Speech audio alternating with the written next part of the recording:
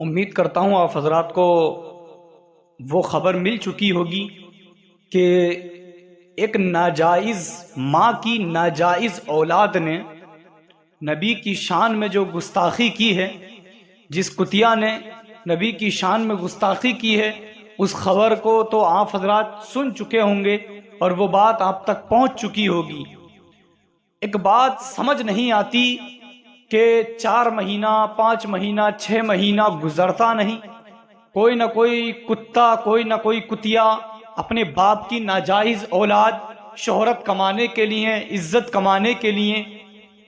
اٹھتی ہے، اور اٹھنے کے بعد میں ہمارے نبی کی شان میں گستاخی کی اور لوگوں کے سامنے مشہور ہو گئی، وائرل ہو گئی، پھر اس کا گھر چلتا رہتا ہے اسی سے۔ یہ بات سمجھ نہیں آتی کہ آخر یہ لوگ خود مشہور ہونے کے لیے، وائرل ہونے کے لیے ہمارے نبی کا سہارا لیتے ہیں، ہمارے نبی کی شان میں گستاخی کرتے ہیں۔ یہی چیز مسلمانوں کو برداشت نہیں ہوتی اور وہ مشہور اور وائرل ہو جایا کرتے ہیں۔ تو میں بتا دینا چاہتا ہوں کہ دیکھیے گا، جس لڑکی نے نبی کی شان میں گستاخی کی ہے وہ پاکستان کو کچھ کہہ رہی تھی، ہمیں اس سے مطلب نہیں ہے، وہ جو دل چاہے اس کو کہے، ہم پاکستانی نہیں ہیں، ہم اس ہندوستان کے اندر رہنے والے ہیں۔ لیکن ایک بات کان کھول کر کے سن لیجئے، ہم سب سے کہہ دینا چاہتے ہیں وہ نبی صرف اور صرف پاکستان والوں کے نبی نہیں ہیں، بلکہ ہندوستان کے اندر جو مسلمان رہ رہے ہیں وہ ان کے لیے بھی نبی ہیں، اور ہندوستان کے مسلمانوں کے سینوں کے اندر اپنے نبی کا عشق، اپنے نبی کی محبت اس طرح سے بسی ہوئی ہے کہ ایک بار اگر ہمارے باپ کو کوئی کچھ کہے، ہماری ماں کو کوئی کچھ کہے، ہم برداشت کر سکتے ہیں، لیکن اگر نبی کی شان میں گستاخی کی جائے گی تو ہم بالکل اور ہرگز برداشت نہیں کریں گے۔ تو میں بتا دینا چاہتا ہوں، لیکن ایک بات اور سمجھ نہیں آتی کہ بالخصوص یہ کہ سوشل میڈیا سب ان کا ہے، اخبارات ان کے ہیں، کیمرہ ان کا ہے، حکومت ان کی ہے، سب کچھ ان کی ہے، لیکن یہ پھر بھی ہمارا سہارا کیوں لیتے ہیں، ہمارا سہارا نہ جانے کیوں لیتے ہیں۔ یہ دیکھیے گا، اخبارات ان کے ہیں، اس میں ذکر ہمارا ہوتا ہے، روزانہ صبح کو آپ خبریں پڑھیں، صرف اور صرف ہماری خبریں ہوئیں گی، اور زیادہ سے زیادہ ہماری خبریں، اخبار ان کے، خبریں ہماری، سوشل میڈیا ان کا، چل ہم رہے ہیں، نام مسلمانوں کا ہے، اور میڈیا ان کی، اس میں نام ہمارا، کیمرہ ان کا، اس میں ذکر ہمارا۔ آخر یہ بات سمجھ نہیں آتی کہ سب کچھ تو ان کا ہے، یہ پھر بھی ہمارا ذکر کیوں کرتے ہیں۔ تو اے پیارے مسلمان بھائیوں، آپ اس سے سمجھنے کی کوشش کیجئے۔ دیکھیے گا، اگر کوئی چیز گندی ہوتی ہے تو اس کے پاس میں انسان جانے کی کوشش نہیں کرتا ہے، لیکن کوئی چیز خوبصورت ہو، شاندار ہو اور اچھی نظر آنے والی ہو، اچھا اگر محسوس کیا جائے تو ہر انسان اس کی طرف بھاگ کر کے جاتا ہے۔ اب آپ اس بات سے کیا سمجھتے ہیں کہ روزانہ صبح کو اگر آپ اخبار اٹھا کر کے دیکھیں گے، اس میں مسلمان کی خبر، سوشل میڈیا ان کا، اس پر مسلمان کی خبر، کیمرہ مین ان کا، اس پر مسلمان کی خبر، سب کچھ ان کا ہے، اس پر خبر ہماری چل رہی ہے۔ سمجھنے کی کوشش کیجئے مسلمانوں، یہ بتانا چاہتے ہیں کہ آپ کچھ ہیں، آپ کچھ ہیں، آپ کچھ ہیں۔ اب بتائیے، کیا کسی غیر مسلم کے مذہب پر یا کسی اور چیز پر، ان کے مندر کو لے کر کے یا ان کے دین کو لے کر، جو بھی ہے بہرحال ان کے مذہب کو لے کر کے کسی مسلمان نے اگر آج تک کچھ کہا ہو تو بتائیے کوئی تاریخ ایسی؟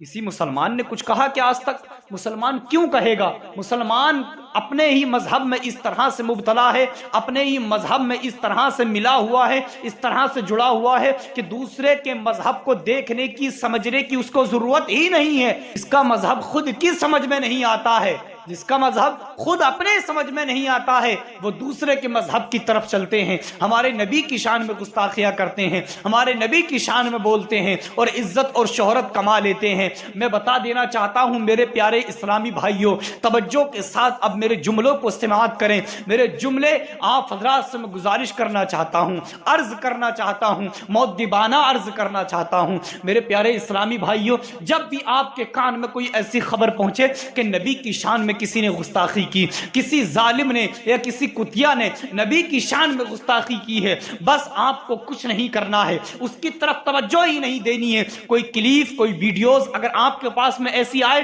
اس کو اسی جگہ ڈیلیٹ کر دینا ہے جس نے آپ کے پاس ڈالی ہے، سینڈ کی ہے، آپ کو اس سے منع کر دینا ہے کہ اب کسی کے پاس سینڈ نہیں کرنا۔ اپنے دوست، اپنے رشتہ دار، اپنے عزیز سے منع کر دینا ہے کہ اس ویڈیو کو وائرل نہ کریں۔ اور جس طرح سے ایک پاگل کی طرف توجہ نہیں دی جاتی ہے، جس طرح ایک دیوانے یا پاگل کی طرف توجہ نہیں دی جاتی ہے، اسی طرح سے ان ظالموں کی طرف توجہ نہیں دو، اسی طرح ان کی طرف توجہ نہیں دو۔ اگر ہم ان کی طرف توجہ ختم کر دیں گے تو وہ کچھ کہیں گے ہی نہیں، وہ کچھ بولیں گے ہی نہیں۔ اور ہمیں کرنا یہ ہے، جب کوئی نبی کی شان میں گستاخی کرے، ہمیں درود پاک کا ورد بڑھا دینا ہے، زیادہ سے زیادہ ہمیں درود پاک پڑھنی ہے، زیادہ سے زیادہ ہمیں اس حبیب کے اوپر جو قرآن نازل ہوا اس قرآن کی تلاوت کرنی ہے، اللہ رب العزت کے فرمان یعنی نماز کو پڑھنا ہے، اس فرمان پر عمل کرنا ہے، اور جو دینی باتیں ہیں ان سب پر اترنا ہے۔ جب کوئی نبی کی شان میں گستاخی کرے، ایک باپ کھڑا ہو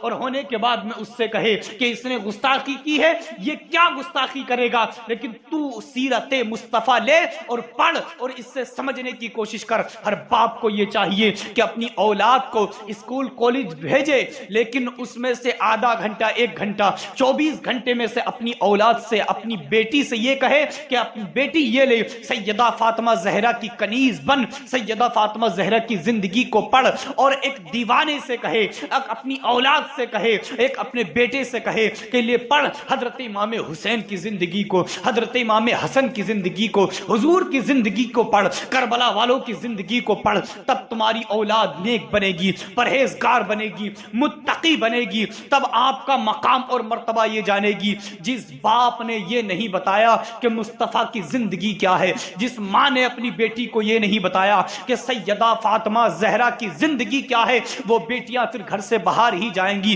ان بیٹیوں کو پھر کوئی فرق نہیں پڑتا کہ کوئی نبی کی شان میں گستاخی کرتا ہے کہ نہیں، یا میرے باپ کو کیا کہتا ہے، یا میری ماں کو کیا کہتا ہے۔ اگر اولاد کو وفادار بنانا ہے، اگر اولاد کو وفادار بنانا ہے تو پہلے نبی کی سیرت پڑھانی پڑے گی، پہلے سیدہ فاطمہ زہرا کی سیرت پر عمل کروانا پڑے گا۔